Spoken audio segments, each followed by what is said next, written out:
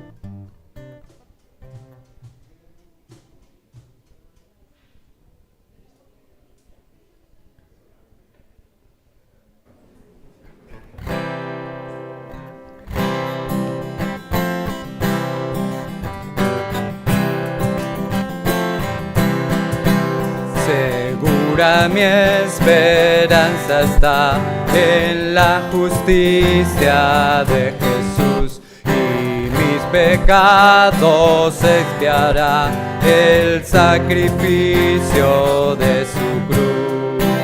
Jesús será mi protección, la roca de mi salvación, la roca de mi salvación. La tempestad jamás podrá su dulce faz de mí ocultar.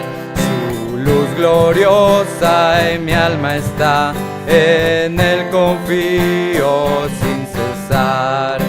Jesús será mi protección, la roca de mi salvación, la roca de mi salvación.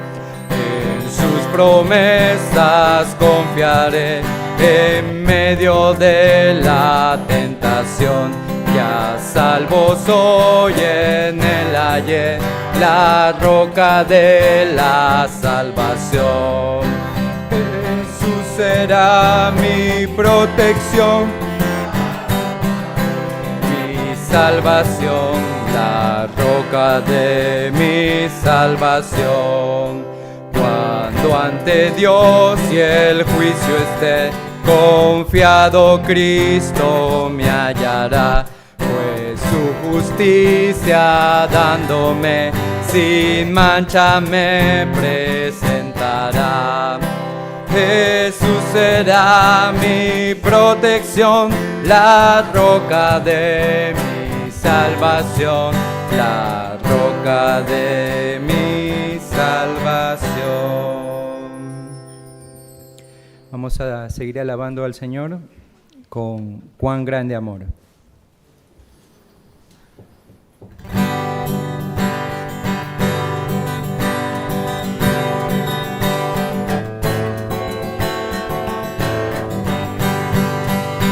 Que Cristo me haya salvado, tan malo como yo fui, me deja maravillado, pues Él se entregó por mí. Cuán grande amor, tan grande amor, el de Cristo para mí. Tan grande amor, pues por Él salvado fui. Oró por mí en el huerto, no se haga mi voluntad. Y todo aquel sufrimiento causado fue por mi mal. Cuán grande amor, tan grande amor, el de Cristo para mí. Cuán grande amor, tan grande amor, pues por Él salvado fui. Por mí se hizo pecado, mis culpas su amor llevó.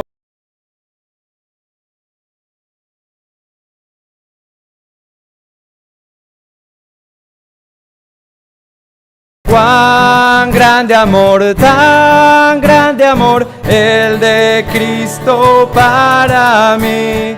Cuán grande amor, tan grande amor, pues por Él salvado fui. Cuando al final con los santos sus glorias contemplaré, con gratitud y con cantos por siempre le alabaré.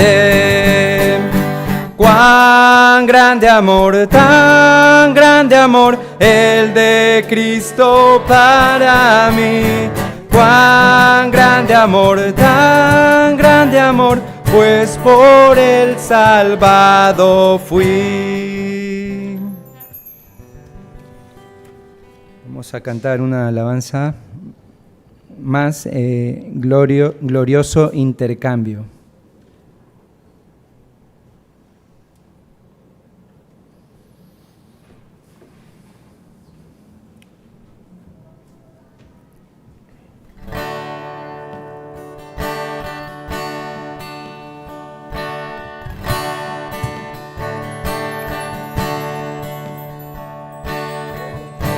Puede ser que el bueno y justo se hizo hombre y fuera a morir por el más vil pecador, como siendo yo su enemigo, el sufrimiento en mi lugar tomó. En aquella cruz y cargó mi maldad sobre Él. Rectitud por la fe mía es.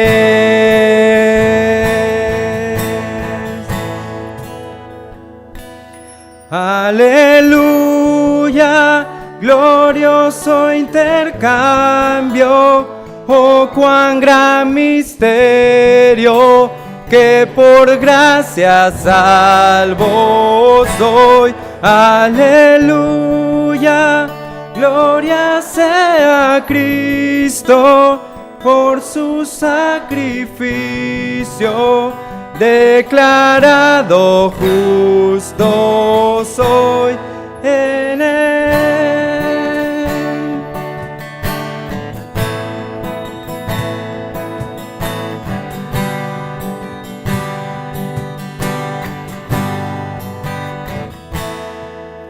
¿Cómo es posible que en Jesús, como a su Hijo, Él me recibió?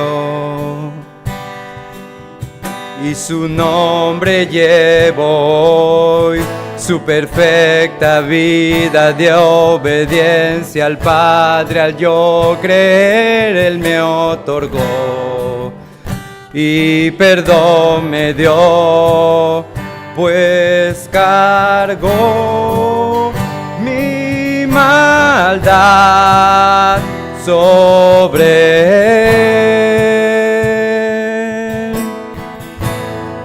Su rectitud por la fe mía es.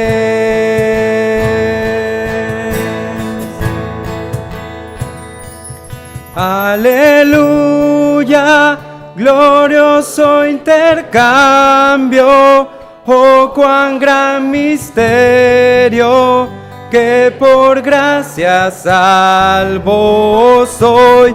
Aleluya,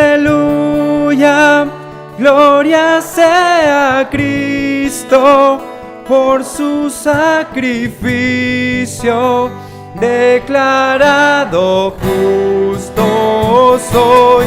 Aleluya, glorioso intercambio, oh cuán gran misterio, que por gracia salvo soy.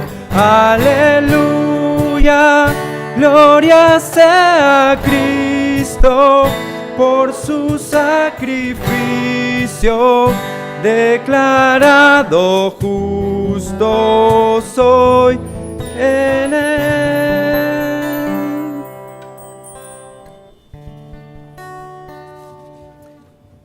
Muy buenas tardes, amados hermanos, que el Señor les bendiga. Qué gusto poder estar aquí en la casa del Señor nuevamente con todos ustedes, hermanos, y les quiero invitar a que hagamos una oración para que el Señor nos siga dirigiendo en este tiempo. Padre Celestial, muchísimas gracias, nuevamente te damos, oh Señor, como en este día nos has sustentado, nos has ayudado, nos has alentado de diversas maneras, especialmente por medio de tu palabra, oh Dios. Gracias, Dios bendito, porque estas alabanzas, Señor, las hacemos, las entonamos, Señor, sabiendo que no hay más Dios y solamente tú, Señor, eres el Señor y eres nuestro Dios. Y, oh Padre, a pesar de que eso no es popular, lastimosamente ya para este tiempo, sin embargo, oh Dios, nosotros te glorificamos, engrandecemos tu nombre porque eres el único Señor, el único Salvador y quien hizo todo, Señor, en esta vida, en esta tierra, que nos hizo a nosotros, Señor bendito. Padre Celestial, queremos rogarle que este tiempo sea de mucha bendición, que tú nos dirijas, nos ayudes a nuestra flaqueza, en nuestra debilidad, Señor, de tantas cosas, Señor, que nos sobrevienen en estos tiempos.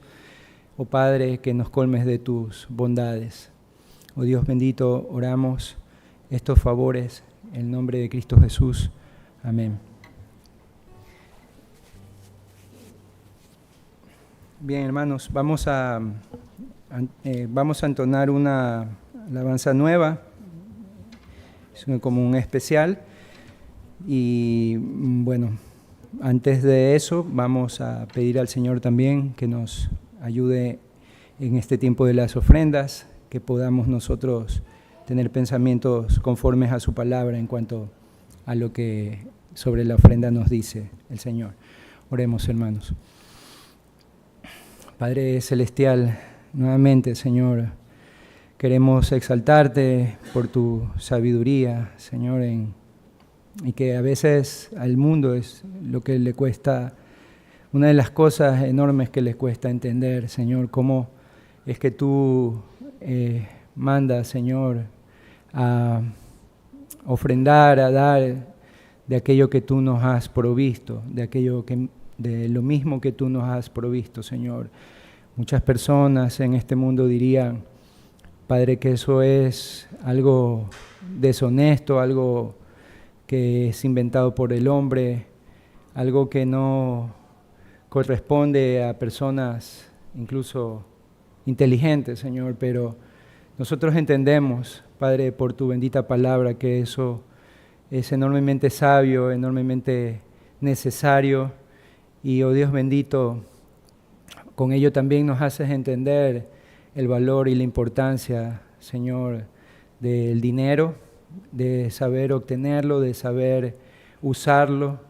Señor bendito, te queremos por eso pedir tu ayuda, Señor, porque muchas veces nos es difícil, aún en este tiempo también, Padre, en donde podríamos pensar, Señor, que tú no nos estás ayudando, no nos estás bendiciendo, lo cual sería un error, oh Dios, pero tú siempre nos ayudas, nos sustentas, nos das inteligencia, Señor, para poder seguir adelante, luchando, Señor, esforzándonos, y cuanto más, Señor, darte lo que tú, Señor, nos pides, y aquello que es poco, Señor, para el que tú realmente deberíamos dártelo todo. Oh Dios bendito, te pedimos estos favores en Cristo Jesús. Amén. Les invito, bueno, creo que este está como especial. Vamos a cantar Ven Pecador.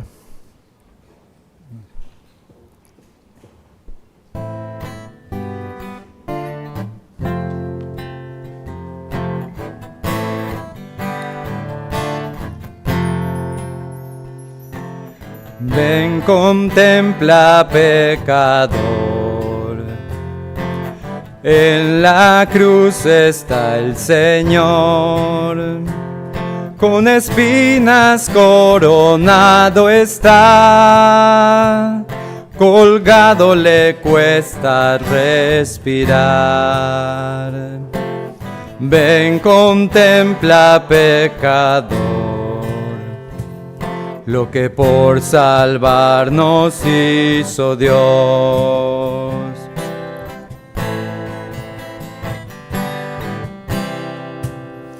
Ven de luto, pecador, tu pecado Él tomó. Puedes ver el precio que pagó, la ira de Dios por ti sufrió. Ven de luto, pecador, pues Jesús tu maldición cargó. Oh, la gloria de esta gran pasión, sangre el Salvador. Oh, la fuerza del amor de Dios, dale adoración.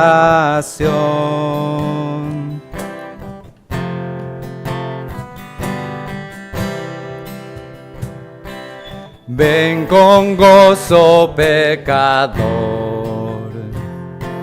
gracia brota en su dolor. Por sus enemigos Él murió, trayendo al contrito paz con Dios. Ven con gozo, pecador, con su muerte la muerte venció.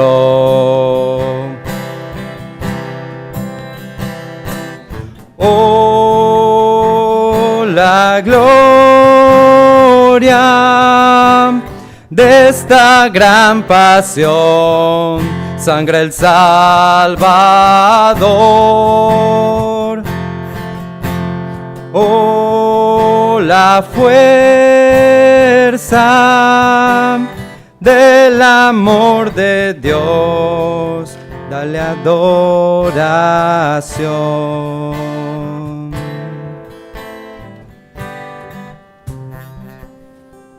Dios les bendiga, hermanos.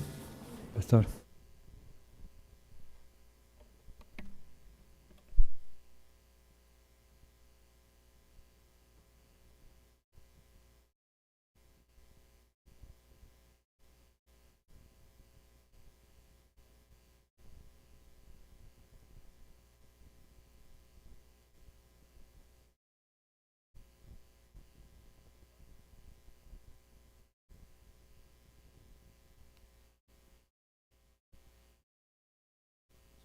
Se encuentra en el aposento alto con sus discípulos en la institución de la Santa Cena, la última cena pascual, que no sería celebrada ni comida de nuevo hasta la segunda venida de Cristo. Por esto sabemos que las cenas pascuales que se siguen celebrando entre los judíos son celebraciones ilegítimas, no aceptadas por el Señor, porque Él mismo reconoció que no se volvería a celebrar hasta su segunda venida, cuando Él mismo participe de ella con Israel ya salvo.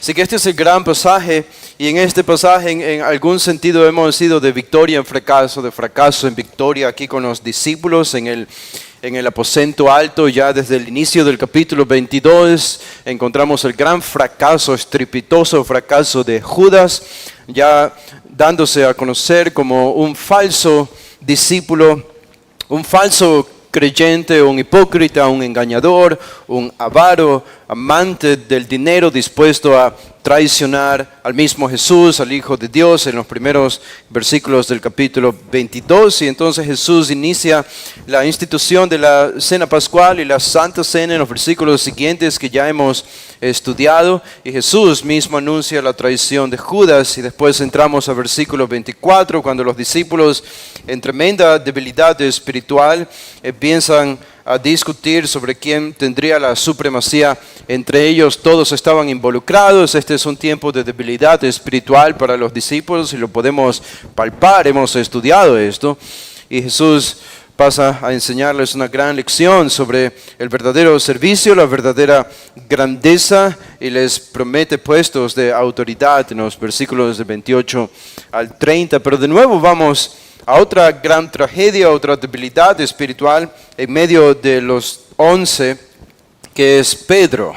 Ahora Pedro, en el versículo 31, y aquí en Pedro están introducidos todos los discípulos, los 11, unido con Pedro. Pedro no es solamente el enfoque aquí, aunque él es el principal enfoque, pero vamos a ver cómo y por qué decimos que en realidad son los 11 de los que Jesús está hablando aquí, aunque el líder y el representante de ellos sería Pedro, por eso el enfoque está en él. Pero vamos a otro momento de debilidad aquí con Simón Pedro. Así que este pasaje nos lleva de victoria en desilusión, de desilusión en victoria, cuando pensábamos que ya todo estaba listo y los discípulos estaban preparados para tomar la posta de Jesús y convertirse en los grandes líderes de la iglesia. En el libro de Hechos nos encontramos con estos textos y estos pasajes cuando Jesús hace este anuncio a Pedro. Noten el versículo 31.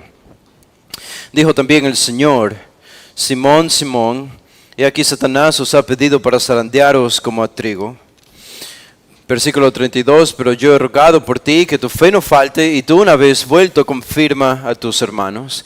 Él le dijo: Señor, dispuesto estoy a ir contigo no solo a la cárcel, sino también a la muerte.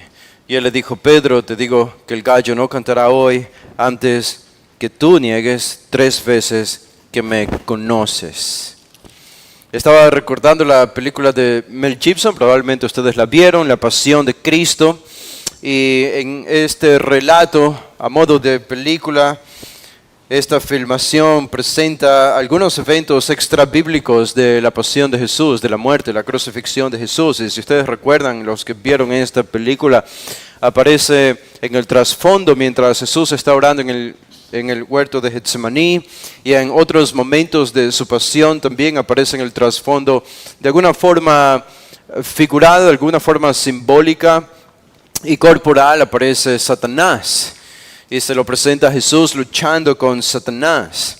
Ahora, obviamente hay cosas extrabíblicas aquí, y sabemos, que me enteré que Mel Gibson, quien produjo esta película, tomó estas ideas, algunas supuestas visiones de una monja católica del siglo XIX llamada Anne Catherine Emmerich.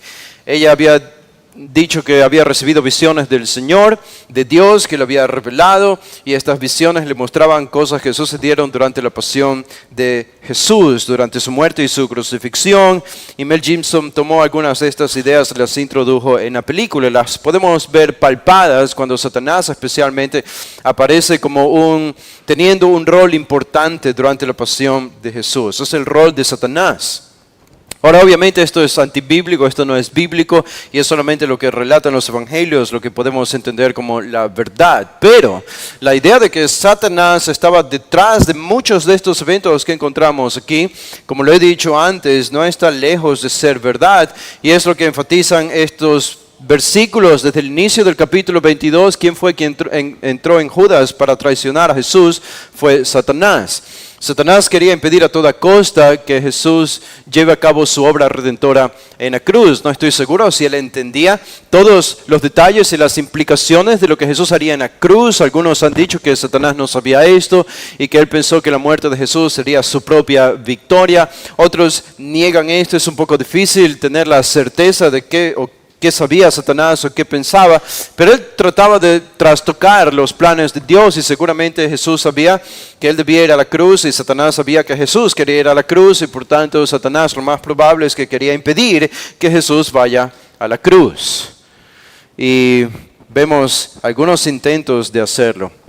Y en este pasaje que acabamos de leer, incluso unido al siguiente, de nuevo pensamos en Satanás tentando a los discípulos para destruirlos espiritualmente, destruir la unión de los 12 en el aposento alto, cuando Jesús instituye la Santa Cena, debatiendo sobre cuestiones infantiles, sobre quién debía ser el más importante. Allí estaba seguramente Satanás instigándolos. Y de nuevo aquí en este pasaje de entrada Jesús habla de Satanás en el versículo 31.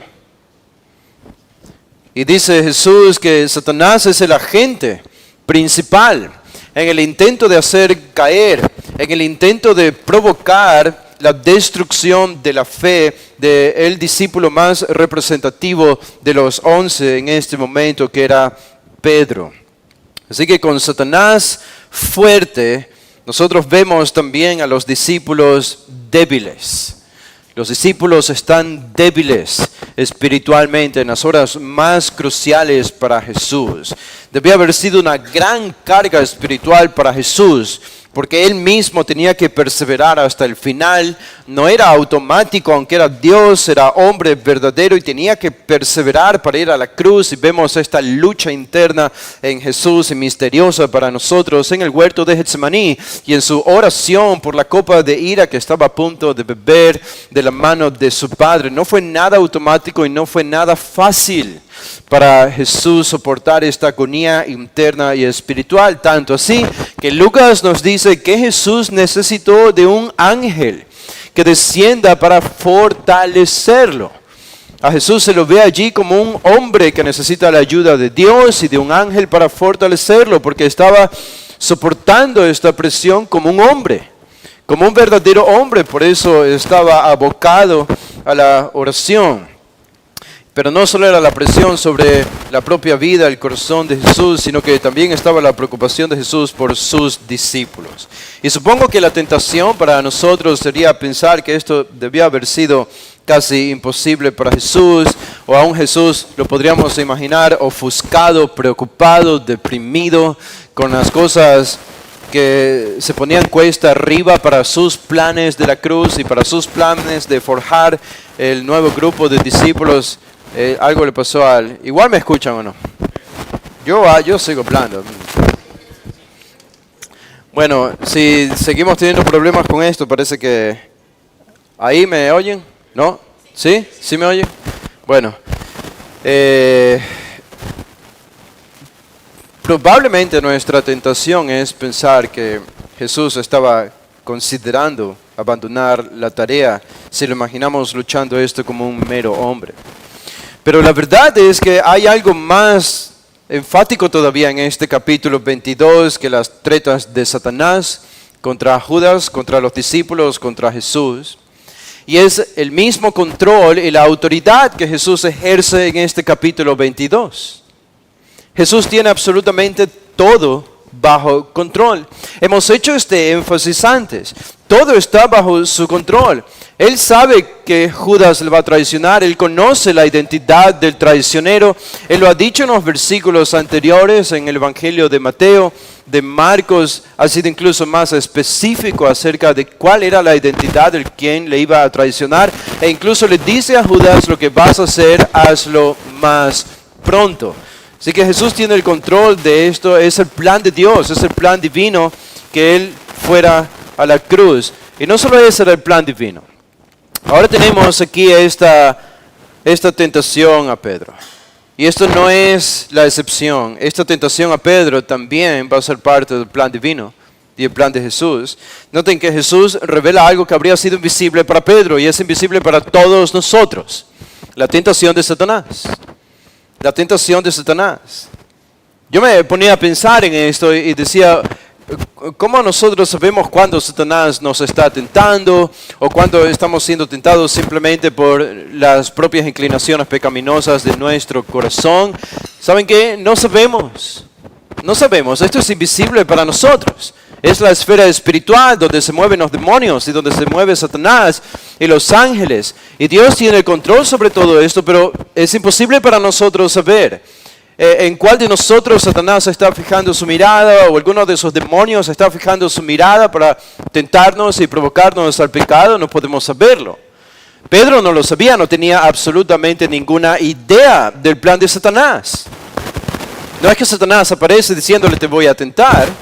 Él no avisa sus tentaciones, pero aquí tenemos a Jesús con ojos espirituales, como hijo de Dios, sabiendo lo que ocurría en el mundo espiritual, en la esfera espiritual que es invisible para nosotros, sabiendo dónde se movía Satanás y hacia dónde se dirigía, revelándole a Pedro cuál era el plan de Satanás de antemano. ¿Qué les parece eso? Es como si Jesús apareciera a nosotros mañana y nos dijera, o Dios revelara de alguna manera sobrenatural, Satanás te va a tentar en las próximas horas. Satanás te va a tentar. Y nosotros decimos, eso sería suficiente. Eso sería suficiente para prepararme. Voy a ayunar ese día, toda la mañana, no voy a desayunar, no voy a almorzar. Voy a dedicarme a la oración y a la palabra. Y voy a hacer todo lo posible para evitar este pecado. Y ustedes saben que eso no es cierto. Al menos no será cierto en todos los casos, o siempre no será cierto. Porque aquí tenemos a Pedro sabiendo que Satanás iba a tentarlo fuertemente y Pedro responde de una manera decepcionante. Este es el fracaso de Pedro. Estaba leyendo que en el siglo XX se desarrolló en los 1900 un nuevo estudio, introdujeron un nuevo estudio en la historia, en la materia de historia. Y este nuevo estudio, no estoy de acuerdo necesariamente con esto, pero este nuevo estudio trataba sobre cómo hablar sobre los personajes heroicos de un país o de una nación, como en el caso de Norteamérica, George Washington, Abraham Lincoln. En el caso nuestro, es difícil pensar en un héroe de Ecuador. Quedémonos nomás en Norteamérica y algunos héroes políticos que existieron allá. Y este nuevo estudio de historia, el énfasis era no solo hablar de las cosas positivas de estos héroes. Hablemos también de las cosas negativas, no lo que la historia tradicionalmente siempre ha hecho. Y no nos gusta ver nuestros fracasos. No nos gustaría ver los fracasos de los héroes a los que nosotros admiramos históricamente y tradicionalmente. Queremos ver nuestros triunfos solamente, no nuestros fracasos. Y los discípulos, sin embargo, se dan cuenta, ellos no tuvieron oportunidad para elegir porque sus vidas fueron tan públicas, y especialmente la de Pedro, que sus fracasos más íntimos fueron publicados. Voy a cambiar de gancho porque parece que esto tiene un problema.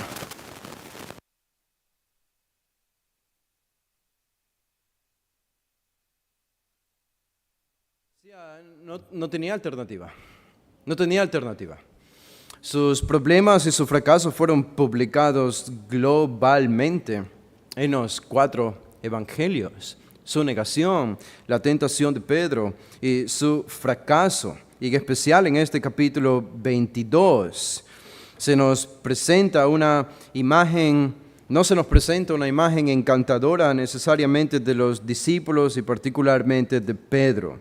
Se entrometen en argumentos, como decía, infantiles de superioridad. No son responsables ni espiritualmente sensibles con la muerte próxima de Jesús. Se duermen en el huerto de Getsemaní cuando Jesús les ordenó que oren y perseveren. Y cuando llega el fin y Jesús es arrestado, todos lo abandonan y Pedro lo niega 3 veces. Se esconden en las sombras, a la distancia, para huir. Y el escenario es un escenario de fracaso espiritual. ¿Y saben qué estaba pensando? Esto confirma la veracidad de la Biblia, de los evangelios. ¿Qué libro religioso revelaría los fracasos más susceptibles de sus héroes? Los libros religiosos no hacen esto. Pero la Biblia no esconde los fracasos de los discípulos y de algunos de ellos que incluso serían autores de la Biblia en el Nuevo Testamento, de algunas cartas como Juan, Pedro, Mateo, etc. Pero esto nos permite identificarnos, pasajes como estos nos permite identificarnos, porque nosotros estamos aquí y nos parecemos a Pedro. Ahora noten el versículo 31, aquí tenemos la tentación de Satanás. La tentación de Satanás en el versículo 31, Reina Valera dijo también el Señor. Eso no está en los manuscritos más antiguos y mejores, ¿ok? No está allí. Y yo creo que es un poco importante decir y aclarar eso. Si ustedes leen la Biblia de las Américas, se van a dar cuenta que esa frase, dijo también el Señor, no aparece y no debería aparecer. El versículo 31 comienza con Jesús hablando, diciendo, Simón, Simón, Simón, Simón. Y esto es importante, decía, porque el versículo comienza con este vocativo, con Jesús hablándole directamente a Pedro. Es un cambio de enfoque repentino y muy fuerte, brusco y abrupto. De hecho, es la única vez en este evangelio, en el escrito de Lucas, que vemos un cambio de enfoque tan abrupto como el que encontramos aquí, porque Jesús está hablando a todos los discípulos en el versículo anterior, en los versículos anteriores, y en el versículo 30 les dice a los 11, para que comáis y bebáis a mi mesa en mi reino, y se sienten en plural en tronos juzgando las 12 tribus de Israel, y todo ha sido en plural a los discípulos, pero en el versículo 31 de pronto Jesús dice, Simón, Simón, mirándolo a Pedro. Eso llama la atención. Es un cambio abrupto de un personaje, de un grupo a un personaje. Y pienso que esto añade drama a esta historia y añade drama a las palabras de Jesús en este versículo. Además, Jesús repite 2 veces el nombre de Simón, no solo una vez. ¿Se acuerdan en Lucas 10, en el caso de Marta, cuando Jesús dice Marta, Marta? En Hechos 9, cuando Cristo resucitado se le aparece a Saulo, le dice Saulo, Saulo, mientras iba a perseguir a los cristianos. Es un llamado de atención. Es como diciendo, ¿qué haces? ¿Qué haces? ¿No ves que está mal? ¿No ves que te vas a equivocar? Cambia, está atento, deja de hacerlo. Indica la seriedad de la situación. Como en Lucas 8 encontramos en el versículo 24, cuando los discípulos en la tormenta le llaman a Jesús y le dicen, Maestro, Maestro. 2 veces repiten esta palabra. En Lucas 13, 34, cuando Jesús contempla la ciudad de Jerusalén y repite 2 veces, Jerusalén, Jerusalén. Y esta es la idea. Esta es la idea. Pedro está en serios aprietos. Pedro está en serios problemas. Una batalla espiritual de una magnitud que probablemente él no había experimentado antes estaba por librarse en su contra. Y en realidad contra los 11 decía, porque el pronombre aquí es interesante, dice Simón, Simón, aquí Satanás les ha pedido. Está en plural, no te ha pedido, sino les ha pedido para zarandearlos como a trigo. Es plural. La petición de Satanás era contra los 11.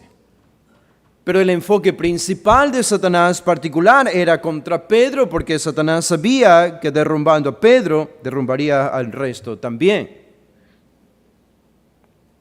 ¿Y por qué decimos esto? Porque Pedro, obviamente, en los evangelios, en el relato, vemos que era el líder, era quien más hablaba, era quien llevaba la batuta. El propósito era este entonces, cuando Jesús aquí advierte a Pedro, diciéndole, Simón, Simón, Pedro está atento, ten mucho cuidado. Ahora, Jesús añade, énfasis en la palabra, él dice, Simón, Simón, he aquí. Esto es importante, lo que te voy a decir es importante. Y noten que Jesús no le llama a Pedro Simón, no le llama a Simón Pedro, sino que le llama a Pedro Simón. Y se han preguntado por qué. ¿Por qué le llama Simón aquí y no Pedro, Pedro? Simón era su antiguo nombre. Antes de venir a la fe, antes de conocer a Jesús, su nombre siempre había sido Simón, hijo de Jonás. Cuando Jesús lo llamó para que sea su discípulo, ¿ustedes se acuerdan cuándo ocurrió el nombre de Simón a Pedro? Jesús le cambió este nombre en Mateo 16, cuando Jesús hizo la pregunta acerca de su propia identidad. ¿Quién dicen ustedes que soy yo? Y Pedro responde, Simón respondió, tú eres el Hijo de Dios, del Dios viviente. Y Jesús le responde, bien has dicho, esto te fue revelado del cielo, no fue revelado por carne y sangre. Y yo te digo que tú eres Pedro, tú eres Pedro, y sobre esta roca edificaré mi iglesia. El nombre Pedro, Cefas, significa roca. Y este es el apodo que Jesús y el nuevo nombre con el que Jesús bautizó a Pedro, el líder del grupo de los discípulos, haciendo referencia a su carácter. Él sería el fundamento, el líder de este nuevo grupo. Así que cada vez vemos que Jesús le llamaba a este discípulo Pedro. Allí lo tenemos en Mateo 16, es una referencia a su fortaleza espiritual. Y cada vez que Jesús le llama Simón, es una referencia a su debilidad carnal. Y aquí tenemos a Jesús llamándole a este personaje, no Pedro, Pedro, sino Simón, Simón, recordándole su antigua forma de vida, recordándole su debilidad espiritual, su carnalidad, lo susceptible que debió haberse visto ante la tentación. Ahora, ¿cuál era la noticia para Pedro? La noticia es esta, dice versículo 31, he aquí Satanás os ha pedido para zarandearos como a trigo. Esto ocurre al final de la última cena. Fue una cena muy especial, los discípulos sabían que el fin de algo había llegado y que algo nuevo comenzaría. Habían estado con Jesús ya 3 años y tenían gran expectativa de lo que iba a suceder ahora. Y quizás sintieron en ese momento la dicha y la confianza de estar en la presencia de Jesús, el privilegio de estar con Él en un momento especial como la institución de la Santa Cena. Y nosotros esperaríamos que en la narración se termine con un brindis, una celebración, algunos discursos de cierre, 2 premios para los discípulos más destacados. Y Jesús diciendo, ahora que me voy y he terminado mi ministerio, este es el premio para los discípulos más fieles por su servicio más fiel. Habrían tomado la copa de vino, habrían celebrado una predicción final de Jesús yéndose, la victoria de los 12 y el día habría terminado. Y en cambio, lo que tenemos aquí es muy diferente. No hay celebración, no hay brindis, no hay premios, no hay victoria. Es Simón, los problemas están apenas por empezar para ti y para los 11. Satanás viene por ti. Y esto habría tenido sentido hace 3 años, decimos al inicio de su carrera ministerial.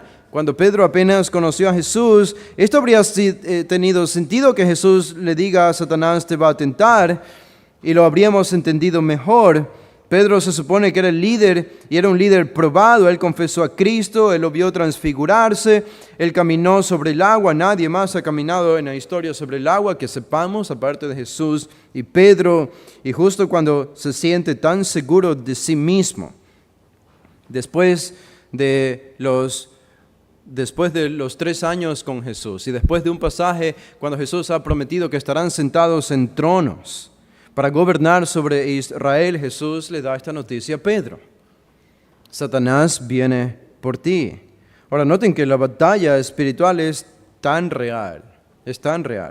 Pablo dice que no luchamos contra sangre y carne, sino contra principados y potestades, huestes espirituales de maldad en las regiones celestes. Hay todo un mundo espiritual allá afuera del que no estamos apercibidos la mayor parte del tiempo, pero hay todo el tiempo una lucha espiritual por nuestra alma y por nuestra fe de parte de Satanás y sus demonios. Y Jesús le dice, Satanás ha pedido a ustedes para zarandearlos como a trigo.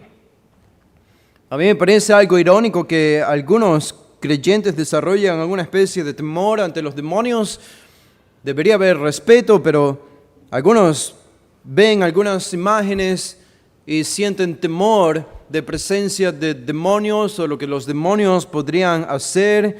Y ¿saben qué? Uno no se pone a pensar a menudo en esto, pero el pensar en estar en un cuarto en la presencia de un demonio podría ser escalofriante para un cristiano, probablemente. Podría provocar miedo y temor por lo que ellos son capaces de hacer y el daño que pueden provocar. Imaginen ver a una persona endemoniada. Pero todo lo que intentan hacer los demonios, más que daño físico, es daño espiritual. Y si piensan que estar con un demonio es como estar en un cuarto oscuro, frío, solos, aislados, con el temor de lo que ese demonio puede hacer sobrenaturalmente contra un individuo, piensen que la sensación debería ser peor todavía cuando pecamos. Porque a eso nos lleva Satanás y los demonios, a pecar. Aquí en las palabras de Jesús, utilizando una imagen, es: Satanás os ha pedido para zarandearos como a trigo. Y noten esa frase, os ha pedido. Esta frase o esta palabra viene de aiteo, que significa pedir. Exaiteo es una palabra fuerte que lleva énfasis, es una demanda. Satanás ha demandado para sí mismo a ustedes y zarandearlos. Ahora, esta es una petición que Satanás tiene que hacer. Y eso es interesante para nosotros. Vemos que Satanás no es libre, Satanás no es independiente, Satanás no es soberano, Satanás no es todopoderoso y no puede estar en todos los lugares al mismo tiempo. Estos son solo atributos que le pertenecen a Dios. Satanás obra, trabaja bajo el control divino soberano. Y lo tenemos reflejado aquí. Satanás os ha pedido. ¿A quién? Al Padre, a Dios o a Él mismo probablemente, a Jesús. Pero en otras palabras, Satanás tiene que pedir permiso. Si Satanás quiere tentar a un hijo de Dios, Satanás tiene que pedir permiso a Dios. Ahora, ustedes pensarían, ok, si Satanás le pide permiso a Dios para tentarme, obviamente Satanás va a decir que no. Dios va a decir que no. Obviamente Dios no quiere que yo sea tentado por Satanás. Él siempre va a decir que no porque quiere protegerme. No, eso es antibíblico. Y aquí tenemos una muestra de esto. Satanás le pide a Dios tentar a Pedro. ¿Y Dios qué dice? Sí, tiéntalo. Ustedes se acuerdan que tenemos el mismo caso en Job. En el Antiguo Testamento, cuando aparecen los hijos de Dios y aparece de entre ellos Satanás, se presentan ante Dios y Dios le pregunta a Satanás, ¿de dónde vienes? Él dice, de andar, de rodear la tierra. Y Dios le dice, ¿has considerado mi siervo Job? No hay hombre tan justo como él en toda la tierra.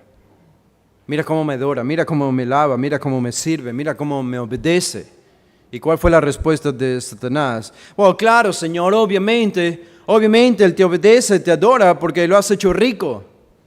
Porque tiene camellos, porque tiene ovejas, porque tiene caballos, porque tiene ganado, porque tiene una familia hermosa y grande, hijos y esposas y siervos, y lo has rodeado de todo esto. Obviamente te va a adorar, pero quítale todo eso a ver si no reniega de ti.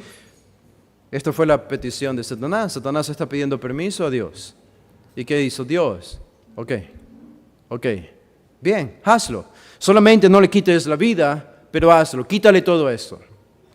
Y ustedes se acuerdan el relato de Job 1, cuando se va narrando un siervo, viene tras otro siervo dándole estas malas noticias a Job, de que perdió su ganado, de que perdió sus tiendas, de que perdió sus terrenos, se quemaron, cayó fuego del cielo, y por último vino un viento mientras todos sus hijos estaban celebrando, probablemente algún cumpleaños, aunque no celebraban cumpleaños en ese tiempo, pero es bonito imaginarnos eso. Y mientras hacían el brindis, se cayó el lugar donde estaban todos y murieron todos los hijos de Job. ¿Y cuál fue la respuesta de Job? Jehová Dios, Él dio y Él quitó, sea su nombre bendito. Y Job pasó la prueba. Y después en el capítulo 2 de nuevo aparece Satanás entre los hijos de Dios con una segunda conversación y Dios de nuevo se jacta, entre comillas, es un jactarse santo, yo diría, un jactarse santo. Dios viendo a Job, su siervo obediente y fiel, y le dice a Satanás, ¿lo has considerado aún cuando tú me incitaste a destruir todo lo que él tenía? Mira cómo ha respondido. De nuevo Satanás le dice, sí, claro, pero es que tiene salud. Pero quítale la salud y verás cómo él no reniega de ti. Esta fue la petición de nuevo de Satanás. Dios le pide permiso a Satanás para quitarle la salud a Job. ¿Qué hizo Dios? No. No es lo que dice Job. Dios dijo, ok, quítale la salud, pero guarda su vida. Y vemos que esto es lo que hizo Satanás, y una llaga cubrió toda la piel de Job. Se vistió en cilicio, se rapó la cabeza, se sentó sobre cenizas y se rascaba el cuerpo con un tiesto. El hombre estaba dolorido y su mujer le dice, maldice a Dios y muérete. ¿Y cuál fue la respuesta de Dios? Como una mujer necia has hablado. ¿Qué? Dice, ¿recibiremos de Dios lo bueno y no lo malo? Y más adelante él mismo confiesa, yo he confiado en mi Redentor. He confiado en mi Redentor. Y casi al final del libro de Job vemos cómo Job responde a toda esta travesía de sufrimiento y a todo lo que le impuso Satanás y todas estas pruebas y tentaciones a pecar. Y Job no fue perfecto y él reconoció al final y le dicen estas famosas palabras, de oídas te había oído, mas ahora mis ojos te ven.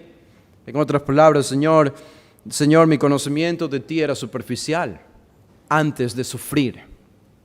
Mi conocimiento de ti era superficial antes de ser tentado por Satanás. Antes de que Satanás intente de destruir mi fe, yo no te conocía como te conozco ahora.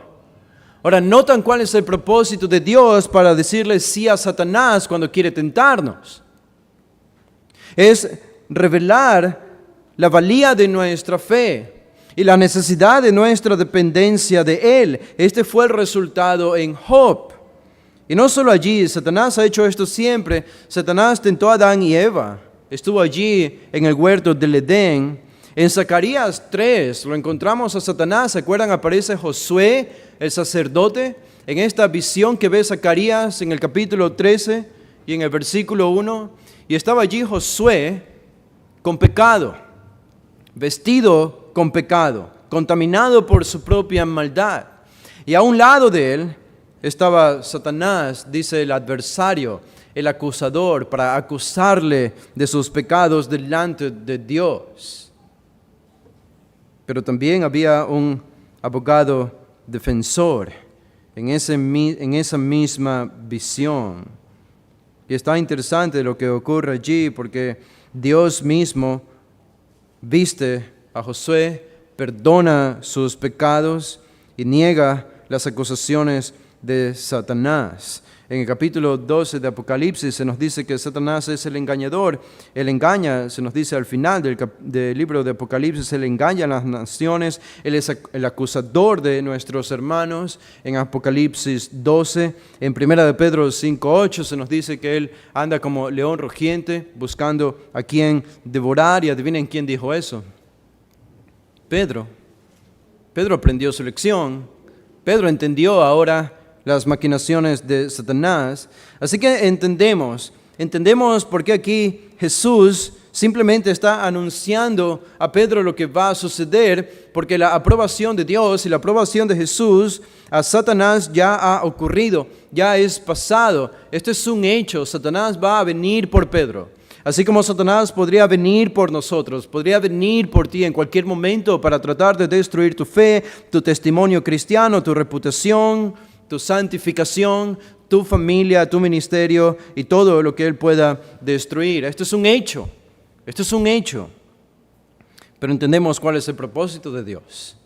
Y el propósito de Dios siempre es bueno.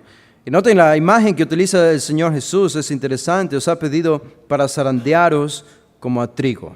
¿Qué significa zarandear? Era algo muy cultural en ese tiempo, lo que hacían con el trigo cuando recogían el trigo de la tierra. y lo trillaban. Después de trillar, lo llevaban a la era para sacarle algunas impurezas, y después de esto el trigo mezclado con la cebada y con otras suciedades, piedras, tamos, trozos de madera, de palmas, etc., lo ponían en una especie de recipiente amplio, ancho, y allí estaba todo mezclado. Y lo que hacían las mujeres en ese momento era sacudir este recipiente para separar el trigo de la cebada, o para separar el trigo de la suciedad, de la paja o del tamo o trozos de madera, del polvo que estaba allí contaminando el trigo. Pero era un mover drástico, era un mover fuerte. Imaginen ustedes, era moverlo así. Es como el movimiento de un barco de vela que está siendo sacudido por el viento y las olas del mar de un lado a otro. Es un movimiento recio, fuerte.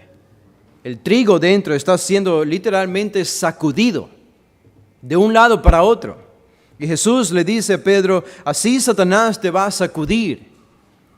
Pedro, estás en serios problemas, en realidad estás en serios problemas. ¿Saben que Jesús quería quebrar la autoconfianza de Pedro con estas palabras? El hombre estaba muy autosuficiente, como vamos a ver más adelante en estos versículos. Pero aún estas palabras de Jesús a Pedro no tuvieron el efecto, no tuvieron una impresión en él. Esta advertencia no le previó de su pecado y de la tentación de Satanás. Pero Jesús lo dijo, Jesús le advirtió, y esta fue la realidad. Aquí vemos un Jesús muy realista, está siendo realista, esto es lo que va a suceder. No hay magia aquí, no hay falsas promesas. Y este versículo 31, entonces la tentación de Satanás nos lleva al versículo 32, que es la intercesión de Jesús. Noten lo que dice el versículo 32. Pero yo he rogado por ti, dice Jesús, que tu fe no falte, y tú una vez vuelto confirma a tus hermanos. No solo Satanás te va a tentar, Pedro. No es lo único que va a suceder. Imaginan si no existiría el versículo 32, estaríamos todos en serios problemas. Pero el versículo 32 existe, no solo para Pedro, sino para nosotros. Pero yo he rogado por ti. Qué frase tan maravillosa, qué impactante esta frase. Jesús diciéndole a Pedro, yo he rogado, yo he orado por ti. Qué maravillosa esta frase. Imaginan que Jesús se acerque a uno y le diga esto, estoy orando por ti.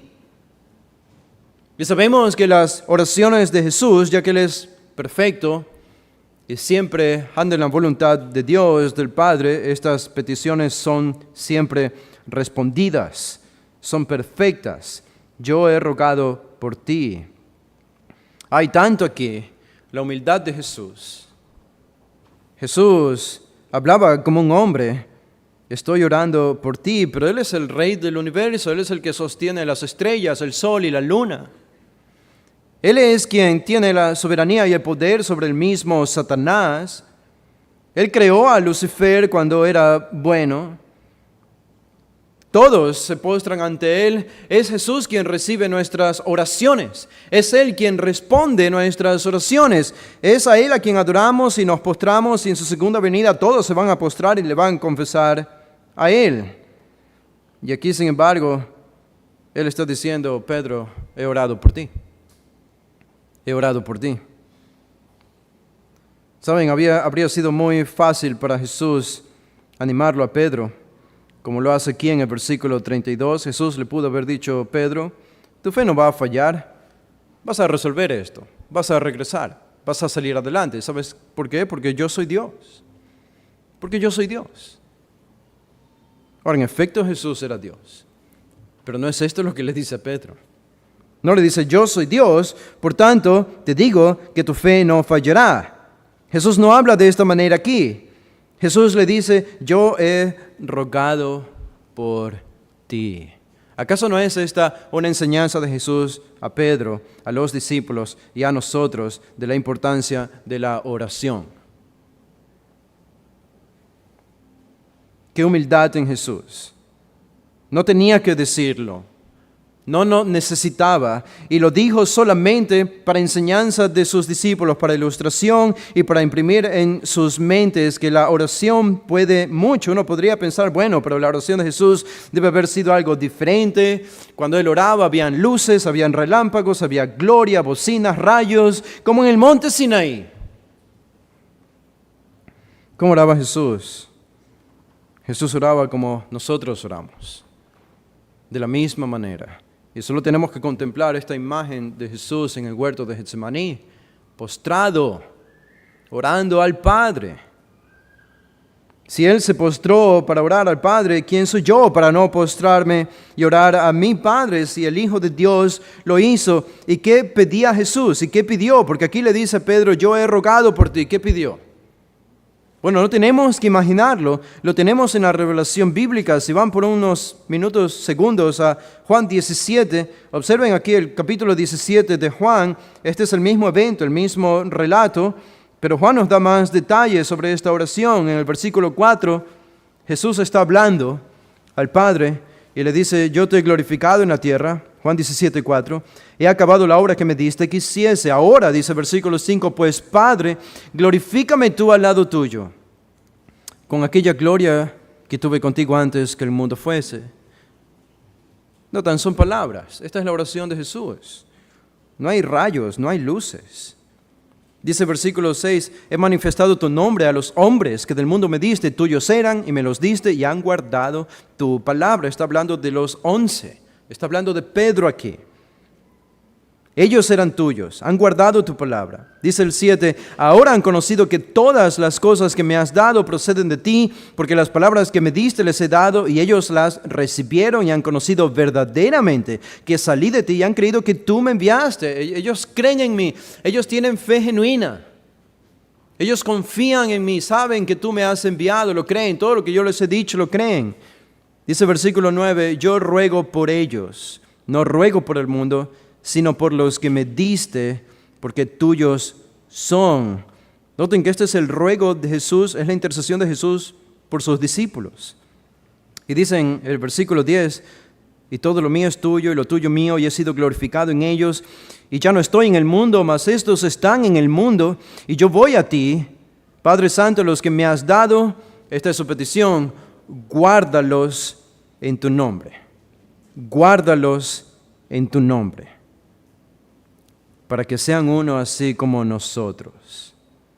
¿Quién se perdió? Dice Jesús, solamente el hijo de perdición, en el versículo 12, para que la escritura se cumpliese. Y noten en el versículo 14, yo les he dado tu palabra y el mundo los aborreció porque no son del mundo como tampoco yo soy del mundo. Y el 15, no ruego que los quites del mundo, sino que los guardes del mal. Esta fue la oración de Jesús por Pedro y por los 11. Guárdalos del mal. Guárdalos del mal. Guárdalos en tu nombre. El versículo 11. Ahora, esta petición y este ruego de Jesús fue perfectamente respondido por el Padre. Y esto es lo que tenemos aquí, regresando a Lucas 22. Ahora, nosotros conocemos el final de la historia. Pedro fracasó, Pedro negó a Jesús 3 veces, Pedro volvió de su pecado, después de llorar amargamente, fue agitado y zarandeado por Satanás, no pasó la prueba, pero fue restaurado. Fue restaurado. En otras palabras, la petición de Jesús fue respondida por el Padre. Porque Jesús le dice a Pedro en el versículo 32, yo he rogado por ti. ¿Y cuál es su petición? La misma que leímos en Juan 17, pero en palabras diferentes. Que tu fe no falte. Que tu fe no falte. Es lo mismo que leímos en Juan 17, que los guardes del mal. Que tu fe no falte. Una acción como la que encontramos aquí, la petición de Jesús fue respondida, decía, perfectamente por el Padre.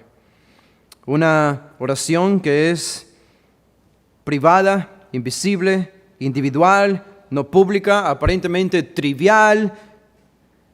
Si somos honestos, vista así a veces por nosotros, ¿de qué sirve la oración? Si es tan trivial, es invisible, nadie lo ve, no hay recompensas, probablemente Dios no escucha o no responde. Y tanto sí que fallamos en nuestra vida de oración, y sin embargo una oración es lo que salvó a Pedro de perder su fe y ser condenado al infierno. Y no nos damos que todos los días es gracias a una oración que alguien eleva, es la única razón por la que no somos condenados al infierno todos los días.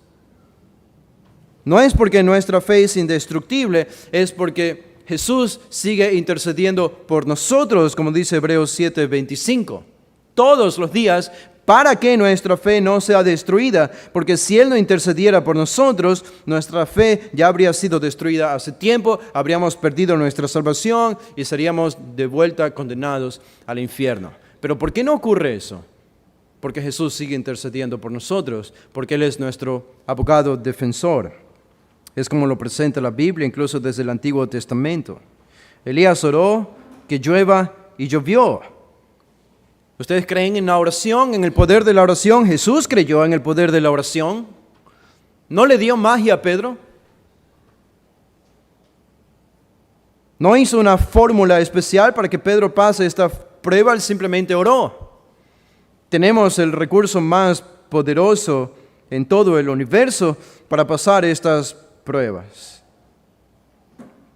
Y esta es una declaración sorprendente. ¿Saben por qué el Hijo de Dios no pecó cuando estuvo aquí en la tierra?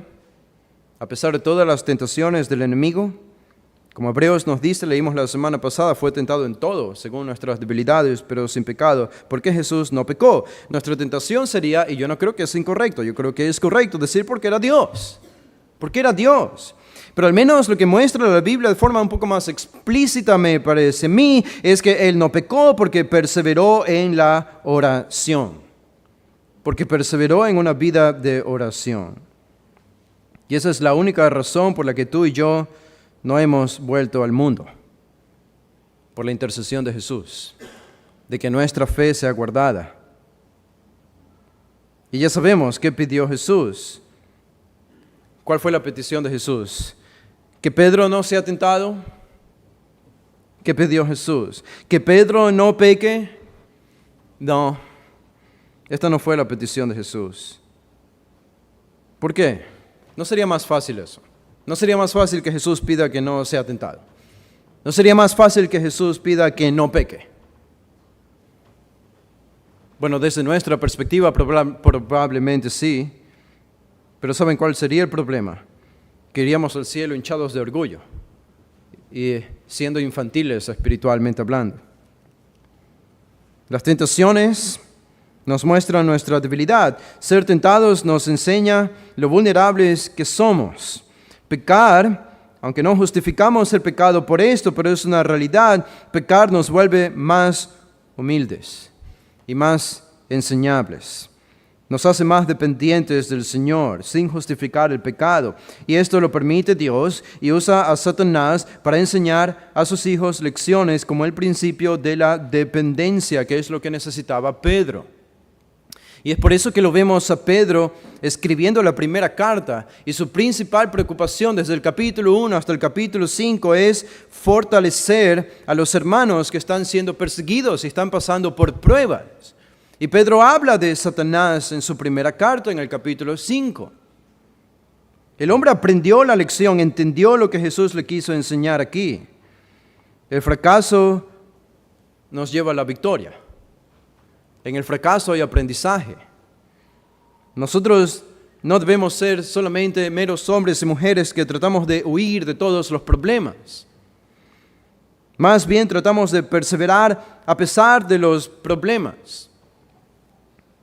No huimos necesariamente de las tormentas si es lo que Dios quiere. Perseveramos en medio de la tormenta. Los creyentes maduros son los que más han sido zarandeados.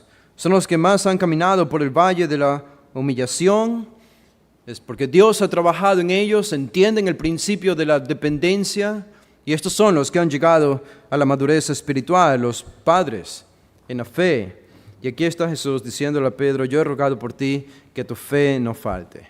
Y de nuevo, lo que decía la semana pasada, notan lo vital que es la fe para nosotros. De nuevo, Jesús no le dice para que tu amor no falte, para que tu lealtad hacia mí no falte, para que tu misericordia no falte, para que tu justicia no falte o para que tu obediencia no falte. Nada de esto es la fe. La fe es lo más vital en la vida cristiana.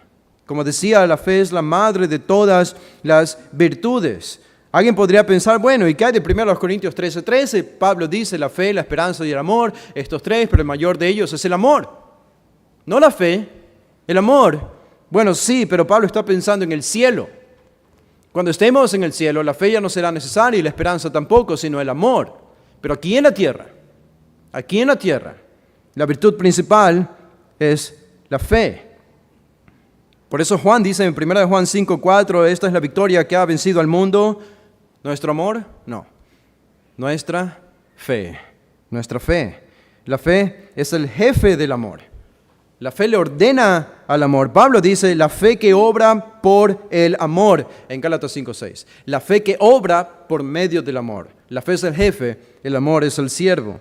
En Efesios 3:17, Pablo dice, para que habite Cristo por el amor en vuestros corazones. No, es por la fe en vuestros corazones. Y en Lucas 18:8, Jesús dice, pero cuando venga el Hijo del Hombre, ¿qué es lo que más le preocupaba? ¿Hallará amor en la tierra? No es lo que dice. ¿Hallará fe en la tierra? ¿Hallará fe en la tierra? Un autor dijo, las aflicciones son el azadón que Dios emplea para cavar en el corazón de su pueblo en busca del oro de la fe. Esto es lo que hacen las tentaciones y los problemas y las tribulaciones. Buscan hallar el oro de nuestra fe. No es que el Señor no busque otras virtudes en nosotros, no es que no debemos cuidarlas y buscar producirlas, pero la fe es la más preciosa de todas las virtudes. Es la fe. La lista de Hebreos 11 nos lo muestra. Todos estos personajes del Antiguo Testamento, Abraham, Moisés, Daniel, Isaías, etc., se destacan no por el amor, sino por la fe. Alguien decía, la fe es el capitán de los dones. Es el capitán de las virtudes. Y es lo que Jesús se preocupa para que Pedro no pierda.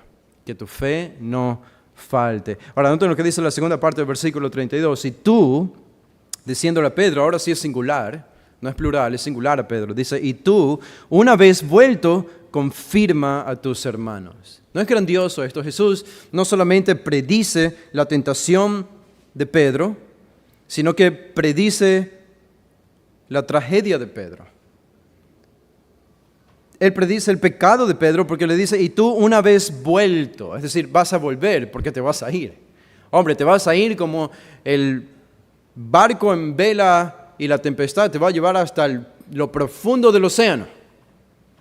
Se va a soltar el ancla, la cuerda se va a soltar del muelle y Satanás te va a zarandear. Pero de allá, Pedro, vas a volver. Y dice, una vez vuelto, ¿qué debías hacer? Confirma a tus hermanos. Es exactamente lo que le dice Jesús a Pedro en Juan 21, cuando Jesús restaura a Pedro. Él pecó. Más adelante en este mismo pasaje lo tenemos a Pedro en el versículo 60. Dice, Pedro dijo, hombre, no sé lo que dices. Y enseguida, mientras él todavía hablaba, el gallo cantó. Jesús fue negado por Pedro. Pero Pedro volvió de este pecado, fue restaurado por Jesús. Si me amas, Pedro, me amas. Y dice, apacienta mis corderos, apacienta mis ovejas 3 veces, apacienta mis corderos. Esto es lo que debía hacer. Confirma a tus hermanos, establece a tus hermanos, fortalece a tus hermanos. Estaba hablando de los otros 10 discípulos. Y esto es lo que Pedro hizo. Y esto es lo que Pedro hizo el resto de su vida. Por eso escribe la primera carta de Pedro. Y él fortalece a los creyentes que estaban siendo especialmente perseguidos en el Imperio Romano. Él sabía de qué hablaba. Él había venido de esta propia experiencia.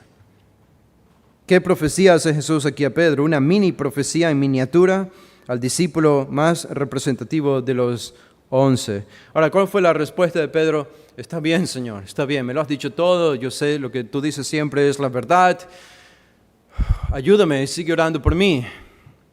En versículo 36, Pedro le dijo, Señor, dispuesto estoy a ir contigo, no solo a la cárcel, sino también a la muerte. Así que fuimos de la tentación de Satanás a la intercesión de Jesús, a la presunción de Pedro, la autosuficiencia de Pedro, versículos 33 y 34. ¿Cuál fue la respuesta de Pedro? Dispuesto estoy a ir contigo no solo a la cárcel, sino también a la muerte. Y yo creo que Pedro estaba siendo sincero, él no estaba mintiéndole a Jesús, él no estaba siendo hipócrita, yo no creo que estaba siendo hipócrita ni por un segundo. Él de verdad creía lo que estaba diciendo aquí en el verso 33. Y sabemos eso porque cuando fueron al huerto de Getsemaní, ¿se acuerdan que se acercaron para arrestar a Jesús? ¿Quién fue quien salió al frente de batalla para luchar con una navaja, con un cuchillo en su mano? Fue Pedro. Y le cortó la oreja a uno de estos siervos del sumo sacerdote. El hombre estaba dispuesto a morir y a luchar por Jesús, por su maestro, porque lo amaba. Y este es un reflejo de eso en el versículo 36. Yo estoy dispuesto a todo por ti. No solo a la cárcel, también podría dar mi vida. Si habláramos de términos de sentimientos y emociones, Pedro era un mártir. Pero hablando de la esencia del cristianismo, Pedro estaba lejos de ser lo que debía ser. ¿Notan cómo uno puede tener la fraseología de un mártir? Porque puede usar este vocabulario, decir de labios para afuera, yo daría todo por el Señor, yo abandonaría todo por mi Jesús. Y podría tener el sentimiento y podría ser sincero. Mientras todo va bien. Mientras todo va bien. Para Pedro, esto era cierto mientras Jesús estuviese con él. Pero ¿qué pasaría si Jesús se iba? Ese era el problema para Pedro. Mientras Jesús estaba con él en el huerto de Getsemaní, Pedro tomó las armas en su mano y estuvo dispuesto a matar a uno de estos hombres y a morir. Pero tan pronto Jesús fue arrestado, es irónico que Pedro no tuvo miedo de dar su vida en el huerto de Getsemaní porque Jesús estaba allí, aunque habían soldados que habían llegado al huerto de Getsemaní. Pero estando en el patio de Anás, una mujer le preguntó si él era uno de los 12 y Pedro lo negó. Pero Pedro dijo, no lo conozco. ¿Cuál era la diferencia? Porque Jesús ya no estaba con él. Esta era la diferencia. Jesús estaba a lo lejos. Jesús ya había sido arrestado. Esta es la autosuficiencia de Pedro. Él piensa que es fuerte, pero es débil. Y esa es una gran lección para nosotros. ¿Cuándo somos más débiles? Cuando pensamos que somos más fuertes. Ahí es cuando somos más débiles. Y un retrato de esto lo tenemos en Mateo 16, ¿verdad? Cuando Jesús le preguntó de nuevo a sus discípulos, ¿quién dicen ustedes que soy yo? Y Pedro dice, tú eres el Cristo, el Hijo del Dios viviente. Y unos versículos más adelante nomás, en esa misma ocasión, Pedro le dice a Jesús, Señor, no vayas a la cruz. No tienes que hacer esto, no hagas esa locura. Y Jesús le dice, vete de delante de mí, Satanás. No pones la mira en las cosas de Dios, sino en las de los hombres. Allí está. La gran victoria espiritual de Pedro lo llevó a la derrota espiritual. Pensó que estaba fuerte, pensó que era un creyente maduro, que tenía todo bajo control. ¿Por qué nosotros pecamos? No pecamos porque somos débiles, pecamos porque pensamos que somos fuertes. Cuando pensamos que somos fuertes, dejamos de depender de Dios, y cuando dejamos de depender de Dios, nos encontramos en nuestra carne y somos presa fácil de las tentaciones de Satanás y del pecado de nuestro corazón. Y Jesús, para enfatizar esto, le dice a Pedro en el versículo 34, y él le dijo, Jesús responde, Pedro, te digo que el gallo no cantará hoy antes que tú niegues 3 veces que me conoces. Dicho sea de paso, saben que esta conversación se repitió 2 veces. Mateo y Marcos nos dicen que esta conversación también se llevó a cabo en el huerto de Getsemaní. Aquí estamos todavía en el aposento alto. Y Jesús le advierte a Pedro de esto en el aposento alto. Ellos van a salir, van a cantar el himno, van hacia el huerto de Getsemaní a altas horas de la noche, en la madrugada. Y de nuevo Mateo y Marcos nos dicen que Jesús conversa con Pedro sobre este mismo tema. Y Pedro responde de la misma manera la segunda vez que Jesús le advierte sobre la tentación de Satanás. Y Jesús se pone muy específico aquí. Antes que el gallo cante, te digo que el gallo no cantará hoy antes que tú niegues 3 veces que me conoces. ¿Saben cuál fue la respuesta de Pedro? Silencio. Silencio. Es casi Jesús le dice, a esta hora exactamente, Pedro, tú que dices que vas a dar tu vida por mí, me vas a negar. A esta hora exactamente, solo en un par de horas, vas a negarme 3 veces. Digo, no puede ser más específico que esto, Jesús. Y Pedro se quedó callado. Este era el énfasis. Algunos han dicho que los gallos no cantaban a estas horas de la noche, así que esto es improbable que haya sucedido. Bueno, pero sabemos a ciencia cierta, históricamente y por algunos recursos y referencias, que habían gallos en Jerusalén y cerca de Jerusalén, en los alrededores, y los romanos tenían gallos y habían gallos que cantaban a horas de la madrugada, no necesariamente a las 6 de la mañana o a las 5 de la mañana, sino antes, ya comenzaban a anunciar la llegada del amanecer. Así que alguna de estas horas de la madrugada habría cantado este gallo y Pedro le habría negado antes de esto 3 veces al maestro. Todo aparentemente iba mal porque después de esto los 11 o los 10 aparte de Pedro también le abandonarían a Jesús en la hora más cruenta de su crucifixión, de su arresto. Pero es como termina este pasaje en el versículo 34, con esta noticia Pedro, y esta noticia enfática, definida, específica y detallada: tú me vas a negar 3 veces que me conoces antes que cante el gallo. Y ustedes se acuerdan de ese pasaje interesante, ¿no? Cuando Pedro estaba allí, y en el versículo 61 dice: entonces, vuelto el Señor, después de que Pedro le negó la 3ª vez a Jesús, dice el versículo 61, entonces, vuelto el Señor, miró a Pedro, y Pedro se acordó de la palabra del Señor. Digo, se lo había dicho solo hace probablemente un par de horas antes que esto. Solo un par de horas, 3 horas, 4 horas o 2 horas. Y por eso se acordó, estaba fresco en su memoria, que le había dicho: antes que el gallo cante, me negarás 3 veces. ¿Y qué hizo Pedro? En el versículo 62, y Pedro, saliendo fuera, lloró amargamente. ¿Fue necesario esto para la vida de Pedro? Absolutamente sí. Absolutamente sí. Pedro no hubiese sido el mismo si el Señor no le hubiese dado permiso a Satanás para zarandearlo como un trigo. No es que busquemos esto, no es que deseemos esto, pero en la soberanía de Dios, cuando este tipo de tentaciones llegan a nuestra vida, nosotros debemos armarnos con la armadura de la fe, de Efesios 6, buscar resistirla, pero aun cuando no somos capaces de resistirla, no tenemos que perder la esperanza, porque podemos estar seguros que hay alguien en el cielo que ha estado intercediendo por nosotros todos los días, que es nuestro sumo sacerdote. ¿Y cuál es su petición?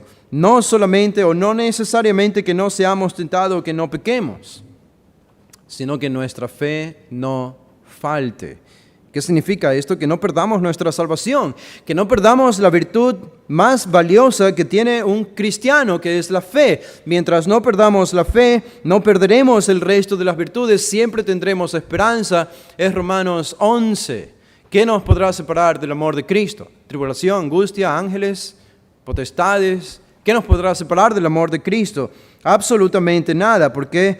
Porque hay alguien que intercede por nosotros todos los días para que nuestra fe no falte. Qué gran aliciente, qué gran motivación esto es para nosotros. Por eso entendemos que Pedro, después de ser restaurado por el Señor en Juan 21, viramos la página de Juan 21 y nos encontramos en el libro de Hechos 1. Y es él quien se levanta y comienza a tomar decisiones. Y es él que se levanta en el capítulo 2 y predica su gran sermón de Pentecostés. 3,000 personas son convertidas. Más adelante sigue predicando y 5,000 más son convertidos. Ya se convirtió eso en una iglesia de alrededor de 7,000, 8,000 personas bajo la predicación de Pedro. Y los 11 primeros capítulos de Hechos tienen a Pedro como el principal agente de Dios para predicar, para hacer milagros y llevar a cabo todo tipo de eventos sobrenaturales con el poder del Espíritu Santo. Digo, Pedro no hubiese llegado a eso si no hubiese sido por esto. Y por esta gran lección que aprendió en el sufrimiento, caminando en el valle de la humillación.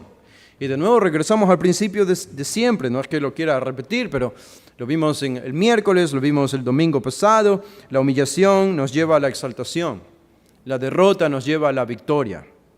El fracaso de ir hacia abajo es lo que nos lleva a la cúspide para ir hacia arriba, si entendemos el principio de dependencia.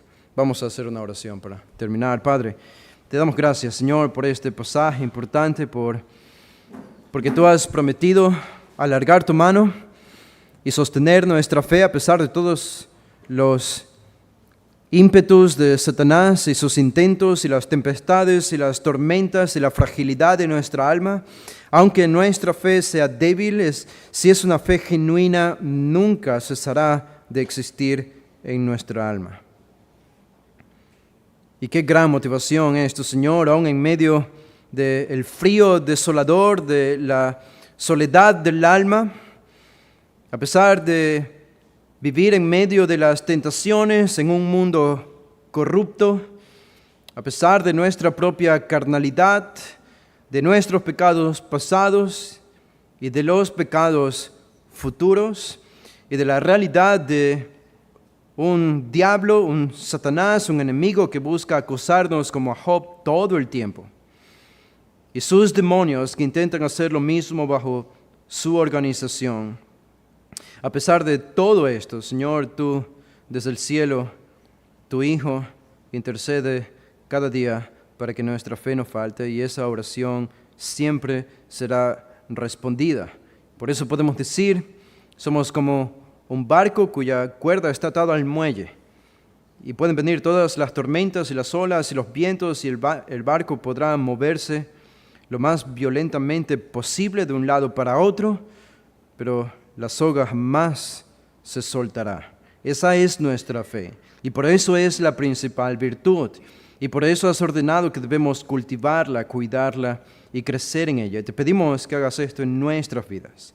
Y si tienes preparado para nosotros caminar por el valle de la humillación, Señor, te pedimos que nos sostengas para aprender el principio de la dependencia y salir de ese valle más fuertes de lo que éramos antes de entrar en él, porque ese es tu propósito siempre, y que tu gloria sea conocida por medio de nosotros. Esto oramos y pedimos en el nombre de Jesús. Amén.